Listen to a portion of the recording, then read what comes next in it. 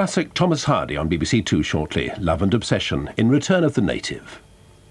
Sit tight this New Year's Day. At 5:55, be shaken, not stirred. My name is Bond, James Bond. And nothing ruffles your favourite secret agent. How reckless of me. I made you all wet. Yes, but my martini's still dry. It's Not All Happy Families at 8 in EastEnders. Your father chose to leave. He nearly broke my heart and he nearly destroyed the lot of us. At 8:30, Gary needs to get his priorities right. Man's best friend should be his wife. I think you'll find that pride of place belongs to his dog. Welcome to Delhi. A new life and a new love in India. She's a girl. Do girls not like me? The Peacock Spring at 9, with top football action in Match of the Day at 10:45 and the Stones play out at 11:35. On New Year's Day. I'm on my way. Not in that cardigan, you know. Patricia Routledge takes on a new identity as Hetty Wainthropp. She's an extraordinary woman. Not exactly Miss Marple, but... Eureka! Excuse me, Mrs. Wainthropp, before the little grey cells settle into their stride. Hetty Wainthropp investigates. Follow that cab! New drama for BBC One, Wednesday night at 9:30. Heartfelt memories from some of those who appeared on the Morecambe and Wise show and lived to tell the tale in 15 minutes. After the news, first on BBC One with Edward Stourton at 9:50. John Major tries to stiffen the party's sinews for battle. He tells it to trust Conservative values. But the defecting MP Emma Nicholson says other Tories could cross the floor of the House. As Céline Figar's father remembers the murdered French student, the police say there could be links with other deaths. And was the MOD guilty of disgraceful interference in the bombing tactics of Britain's Gulf War pilots?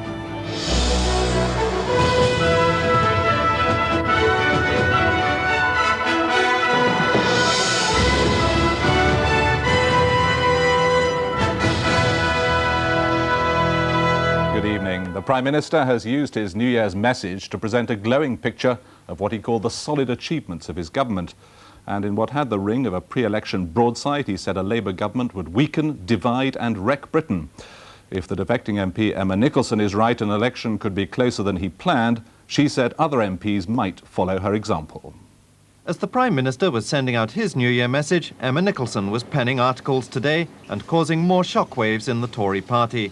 She dismissed ministerial suggestions she'd defected because she hadn't been given a job as shabby, and argued that many other colleagues were discontented with Conservative policies. There are also members of Parliament who are deeply unhappy, who I think may feel like me, that no time can be lost at all in trying to get the United Kingdom into the best possible shape for the next millennium, and who therefore may join me on the Liberal Democrat benches. And the pro-European Hugh Dykes warned half a dozen MPs might leave, a view rejected by cabinet ministers. Well, first of all, I don't accept that there are going to be 6 or 7 defections. I think that's idle gossip. I think that those who've expressed their views, one way or another, within the privacy of the Conservative Parliamentary Party, will continue to do so in private because they will be more effective that way. Mr. Major, in his New Year message, urged his constituency chairman to keep their nerve, saying 1996 would be the year when proven success would win through, and stressing the government's commitment to improving public services. Predictably, it cut little ice with Labour. Well, he seems to be zigzagging around wildly. He's been spending months trying to appease the hard right and the Eurosceptics. Now he's desperately trying to reassure and stop his One Nation moderate wing from bolting. But there was some New Year cheer for Mr. Major from the Ulster Unionists, who made clear they wouldn't use their 9 votes in Parliament to force him out of government. Ulster Unionists will still not bring to a premature end the life of Her Majesty's government, so long as the government acts in the best interests of the United Kingdom in general and Northern Ireland in particular. That means Mr. Major would be likely to win any vote of confidence, even if he lost his overall majority in the course of 1996. But it could also mean less room for manoeuvre in the Irish peace process. Martin Dowle, BBC News, Westminster. Police hunting the killer of the French student Céline Figar are investigating possible links with a number of other murders. They're particularly interested in the case of Tracy Turner, who disappeared from a service station on the M6 in Staffordshire in March last year. Céline's father, Bernard Figar, laid flowers today at the spot where her body was found. As he stood quietly, an interpreter spoke for him. Monsieur Figard said that Celine came to this country because she likes England and she likes the people here, and he appealed to everyone to come forward and to help to find the person responsible. Anybody who has any information to come forward and to help find the person responsible. At a press conference this afternoon, detectives admitted there were similarities between Celine's murder and that of 9 others, particularly that of Tracy Turner, who was picked up at a service station on the M6 in Staffordshire last year. Her body was found in a ditch in Leicestershire. There are several cases around the country which are well known and have been previously reported where naked women have been found adjacent to major roads or in country roads with similar injuries. Those are things that we will be looking at. Officers are still looking for the driver of the white Mercedes lorry, which Celine was seen getting into at Chieveley service station. Mr. Figard is expected to return to France this evening. Lyndsay Doyle, BBC News, Worcestershire. An Anglican bishop has condemned as obscene the estimated £33 million jackpot in next week's national lottery. Last night's draw failed to produce a winner for the second week running, which could mean a record prize next time. Dreaming it could be them, people who play the lottery are expected to buy more tickets than ever, hoping to win the biggest jackpot total so far. Last night's draw failed to produce an outright winner, so for the second week the prize money will be rolled over. The Bishop of Wakefield says the £33 million is far too much. In fact, I'd call it obscene. It's far too much. It panders to people's greed. The Bible says the love of money is the root of all evil, and it's encouraging that. And although some of the public might agree with the Bishop, it won't stop them trying to win the jackpot. You've got to do, really, haven't you? You've got to do. It's that dream come true, isn't it? If you don't do it, you'll never get the dream. I do think it's too much for anybody to win. I think I'd have to give half of it away anyway before I even started thinking about it. Does it make people greedy? Does it make you greedy? No more than normal. Just waiting for that big finger to come out the sky and tell us it's us. The lottery operators deny that people are being encouraged to gamble irresponsibly. We've got 30 million people playing the lottery every week who are obviously having fun, who are supporting the lottery. The vast majority of those people are playing responsibly and spending well within their means. In answer to calls for the lottery to be capped, Camelot says there is a limit to the jackpot. It can only be rolled over for 3 weeks. Then the prize money is shared amongst the next tier of winners. Triona, Holden, BBC News. Britain's Gulf War commander, Sir Peter de la Billière, has accused the Ministry of Defence of disgraceful interference during the conflict. In a BBC programme, Sir Peter says Tornado pilots were ordered to continue flying dangerous, low-level sorties against his advice. Labour has demanded an independent inquiry. At the start of the Gulf War, RAF Tornadoes had a tough role, carrying out low-level, high-risk attacks. On day 1, January the 17th, they dropped cluster bombs on Iraqi runways. They flew at 50 feet through sustained anti-aircraft fire. You feel completely naked. You imagine that all of these weapons are highlighting you to the enemy defences and that you are the only thing in the sky. Meanwhile, all this anti-aircraft fire is flashing up around you. Such raids were their priority. Accuracy demanded low-level sorties, but they were highly dangerous. Early on, Britain's senior commander wanted to change tactics because he was worried about the losses and didn't think low-level flying was necessary. The MOD didn't agree. It was going to impact on the whole of the RAF's strategy and put it into question. And as a result of that, there was a great reluctance in the MOD for it to change, and we weren't allowed to change it. The commanders on spot were forbidden to change it. In the 6 days before the MOD ordered the Tornadoes to abandon low-level missions in favour, ultimately, of laser-guided bombing at high altitude, 4 aircraft were lost in combat.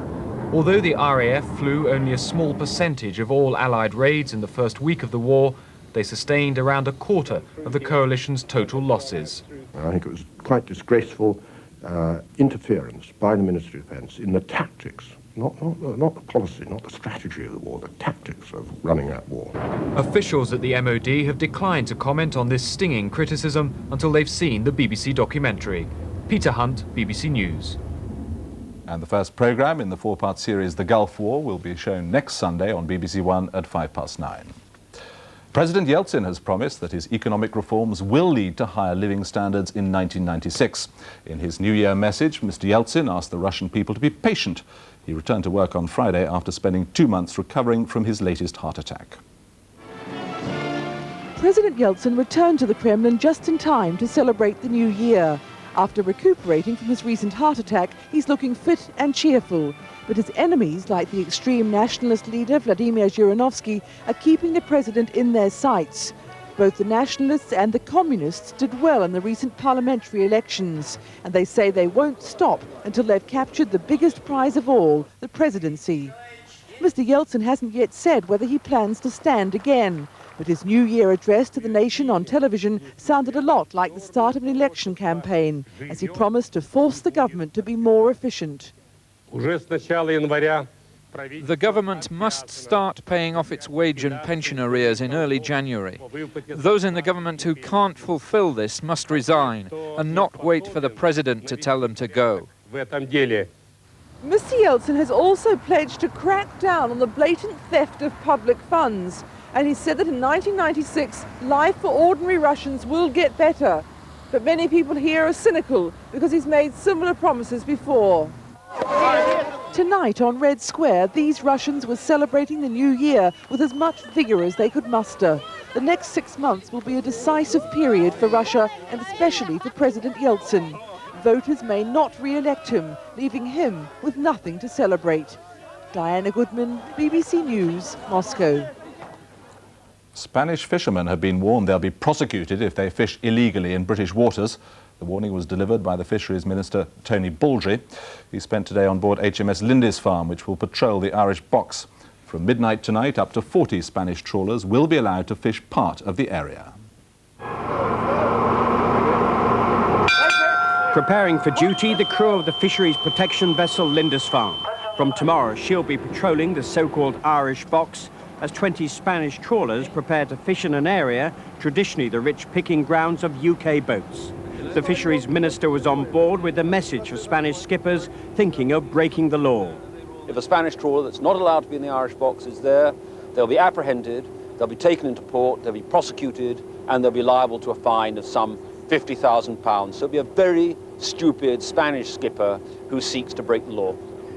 The Lindisfarne has orders to stop and search any vessels suspected of fishing illegally by using undersized nets or catching baby fish. And the government is anxious to allay fears of fishermen that the Spanish will be able to flout the regulations. But Southwest fishing leaders still believe there could be trouble on the high seas as UK boats and Spanish vessels start to compete for the first time in the Irish Box. As the minister said, there's too many boats fighting for too few fish. So there's going to be trouble. He's putting fishermen against fishermen. By this evening, HMS Lindisfarne will be in position in the Irish Box, anxious to prove that no skipper will be able to ignore the regulations, whether they're Spanish or British. Stephen Cape, BBC News, Portsmouth. Tonight's main news again. John Major's New Year message has presented a glowing picture of what he calls the solid achievements of his government. But the defecting MP Emma Nicholson said other Conservatives may cross the floor of the House. And that's all from the BBC Newsroom in 1995. From all of us here, Happy New Year.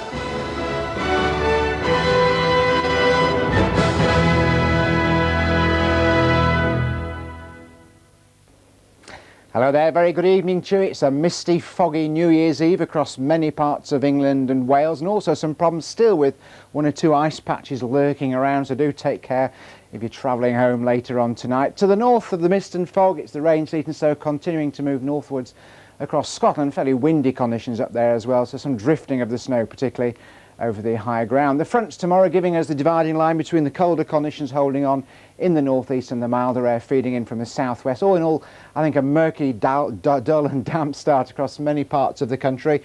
Brightening up a bit over the southern parts of England and Wales as we go through the day with, I think, the rainfall dying away over the southernmost areas. The best of any brightness probably out in the south and southwest. There's a bit of rain perhaps getting into the coastal areas later on in the day. Northeastern region staying pretty dull and damp, and over Scotland the rain and sleet, well, the sleet and snow turning towards rain as we go through the day. So warmer conditions coming in, bit of a thaw taking place elsewhere, but an all pretty mucky start to New Year. That's it from me. Wherever you are, I do wish you a very happy New Year. But I miss him, I just miss him, I miss him, I miss him, I miss him. I know I shouldn't do this.